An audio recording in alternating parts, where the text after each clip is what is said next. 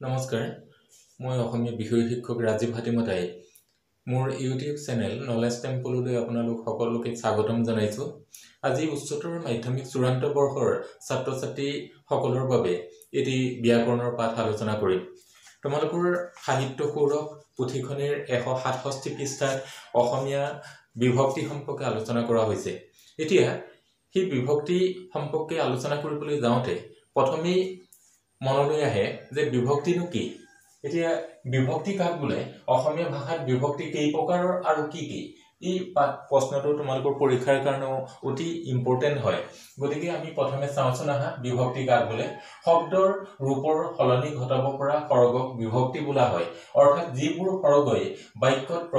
প্ৰযুক্ত শব্দবোৰৰ ক্ৰম নিৰ্ণয় কৰি অৰ্থৰ সংগতি ৰক্ষা কৰে আৰু যিবোৰ সৰগ যুক্ত হলে শব্দৰ ৰূপৰ পৰিৱৰ্তন ঘটে সেইবোৰ সৰগই হৈছে বিভক্তি তোমালোকে সংজ্ঞাটো মনত ৰাখিবা যে শব্দৰ ৰূপৰ সলনি ঘটাব পৰা সৰগক বিভক্তি বোলা হয় অৰ্থাৎ যিবোৰ সৰগই বাক্যত প্ৰযুক্ত শব্দবোৰৰ ক্ৰম নিৰ্ণয় কৰি অৰ্থৰ সংগতি ৰক্ষা কৰে আৰু যিবোৰ সৰগ যুক্ত হলে শব্দৰ ৰূপৰ পৰিৱৰ্তন ঘটে সেইবোৰ সৰগই হৈছে বিভক্তি এতিয়া তোমালোকৰ মনত এটা প্ৰশ্ন আহিছে যে সৰগনো কি তোমালোকৰ মনত প্ৰশ্ন আহিব পাৰে যে সৰগনো কি এতিয়া কিছুমান প্ৰাকৃতিৰ স্বতন্ত্ৰভাৱে অৰ্থ প্ৰকাশ নাপায় মন কৰিবা যে কিছুমান প্ৰাকৃতিৰ স্বতন্ত্ৰভাৱে অৰ্থ প্ৰকাশ নাপায় আন প্ৰাকৃতিৰ লগত যুক্ত হলেহে অৰ্থ প্ৰকাশ পায় যেনে মানুহজন আমি যদি চাওঁ উদাহৰণটো জনটোত কি কৰিব লাগিব মানুহজন তেতিয়াহে অৰ্থ প্ৰকাশ হ'ব মানুহজন কেৱল জনটোত অৰ্থ প্ৰকাশ নাপায় ঠিক তেনেকৈ অনি যেনে ধাননি বুলি কোৱাৰ লগে লগে ইয়াৰ অৰ্থ ওলাইছে কিন্তু এনে অনি শব্দ জন এইবিলাকত অৰ্থ প্ৰকাশ নাপায় গতিকে অকলে অৰ্থ প্ৰকাশ কৰিব নোৱাৰা এনে ধৰণৰ প্ৰাকৃতিকে যুক্ত প্ৰাকৃতি বা সৰগ বোলা হয় তোমালোকে নিশ্চয় বিভক্তি কাক বোলে সহজভাৱে বুজিব পাৰিছা এতিয়া আমি আলোচনা কৰিম অসমীয়া ভাষাত বিভক্তি কেই প্ৰকাৰৰ আৰু কি কি তোমালোকৰ পৰীক্ষাৰ কাৰণে অতি ইম্পৰ্টেন্ট এটা প্ৰশ্ন যে বিভক্তি কাক বোলে অসমীয়া ভাষাত বিভক্তি কেই প্ৰকাৰৰ আৰু কি কি এতিয়া বিভক্তি কাক বোলে আমি বুজিব পাৰিলো এতিয়া বিভক্তিনো কেই প্ৰকাৰৰ চাওঁচোন আহা অসমীয়া ভাষাত বিভক্তি প্ৰধানকৈ দুই প্ৰকাৰৰ তোমালোকে মনত ৰাখিবা অসমীয়া ভাষাত বিভক্তি প্ৰধানকৈ দুই প্ৰকাৰৰ এতিয়া এক নম্বৰ তাৰ সেই দুই প্ৰকাৰৰ প্ৰথম ভাগটো হৈছে ক্ৰিয়া বিভক্তি বা ধাতুৰ ওপৰ পুৰুষবাচক বিভক্তি ক্ৰিয়া বিভক্তি বা ধাতুৰ ওপৰ পুৰুষবাচক বিভক্তি আৰু দুই নম্বৰটো হৈছে নাম বিভক্তি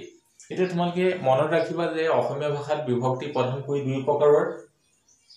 প্ৰথম ভাগটো হৈছে ক্ৰিয়া বিভক্তি বা ধাতুৰ ওপৰ পুৰুষবাচক বিভক্তি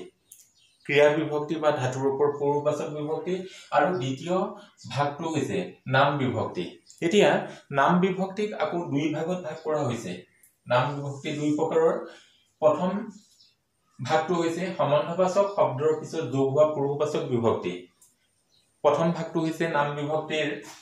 সম্বন্ধবাচক শব্দৰ পিছত যোগ হোৱা পুৰুষবাচক বিভক্তি আৰু দ্বিতীয় ভাগটো হৈছে কাৰকবাচক বিভক্তি বা শব্দ বিভক্তি তোমালোকে মনত ৰাখিবা মই আকৌ এবাৰ কৈ দিছো অসমীয়া ভাষাত বিভক্তি প্ৰধানকৈ দুই প্ৰকাৰৰ অসমীয়া ভাষাত বিভক্তি প্ৰধানকৈ দুই প্ৰকাৰৰ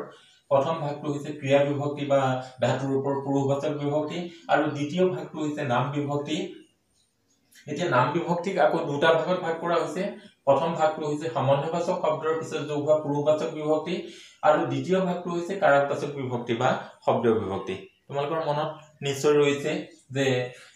বিভক্তি প্ৰধানকৈ দুই প্ৰকাৰৰ প্ৰথম ভাগটো হৈছে বিভক্তিৰ প্ৰথম ভাগটো হৈছে ক্ৰিয়া বিভক্তি বা ধাতুৰ ওপৰ পুৰুষবাচক বিভক্তি আৰু দ্বিতীয় ভাগটো হৈছে নাম বিভক্তি এতিয়া নাম বিভক্তিক আকৌ দুই ভাগত ভাগ কৰা হৈছে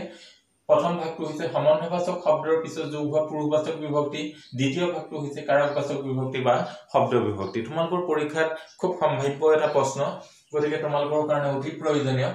গতিকে এই প্ৰশ্নটো যে বিভক্তি কাক বোলে বিভক্তি কেই প্ৰকাৰ আৰু কি কি এতিয়া মই আকৌ সংজ্ঞাটো এবাৰ কৈ দিছো যে শব্দৰ ৰূপৰ সলনি ঘটাব পৰা সৰগক বিভক্তি বোলা হয় অৰ্থাৎ যিবোৰ সৰগই বাক্যত প্ৰযুক্ত শব্দৰ শব্দবোৰৰ ক্ৰম নিৰ্ণয় কৰি অৰ্থৰ সংগতি ৰক্ষা কৰে আৰু যিবোৰ সৰ্গ যুক্ত হলে শব্দৰ ৰূপৰ পৰিৱৰ্তন ঘটে সেইবোৰ সৰ্গই হৈছে বিভক্তি এতিয়া অসমীয়া ভাষাত বিভক্তি প্ৰধানকৈ দুই প্ৰকাৰৰ অসমীয়া ভাষাত বিভক্তি প্ৰধানকৈ দুই প্ৰকাৰৰ এতিয়া প্ৰথম ভাগটো হৈছে ক্ৰিয়া বিভক্তি বা ধাতুৰ ওপৰ পূৰ্ববাচক বিভক্তি আৰু দ্বিতীয় ভাগটো হৈছে নাম বিভক্তি আকৌ দুই ভাগত ভাগ কৰা হৈছে এক নম্বৰ সম্বন্ধবাচক শব্দৰ পিছত যোগ হোৱা পূৰ্ববাচক বিভক্তি নাম বিভক্তিৰ প্ৰথম ভাগটো কি সম্বন্ধবাচক শব্দৰ পিছত যোগ হোৱা পূৰ্ববাচক বিভক্তি আৰু দ্বিতীয় ভাগটো হৈছে কাৰকবাচক বিভক্তি বা শব্দ বিভক্তি তোমালোকে আজি বিভক্তি কাক বোলে বিভক্তি কেই প্ৰকাৰৰ আৰু কি সেই সম্পৰ্কে বুজিব পাৰিলা তোমালোকে মনত ৰাখিবা এই প্ৰশ্নটো পৰীক্ষাৰ কাৰণে অতি ইম্পৰ্টেন্ট এটা প্ৰশ্ন আমি ইয়াৰ পিছৰ খণ্ডত পৰ্যায়ক্ৰমে বিভক্তিৰ ভাগ অৰ্থাৎ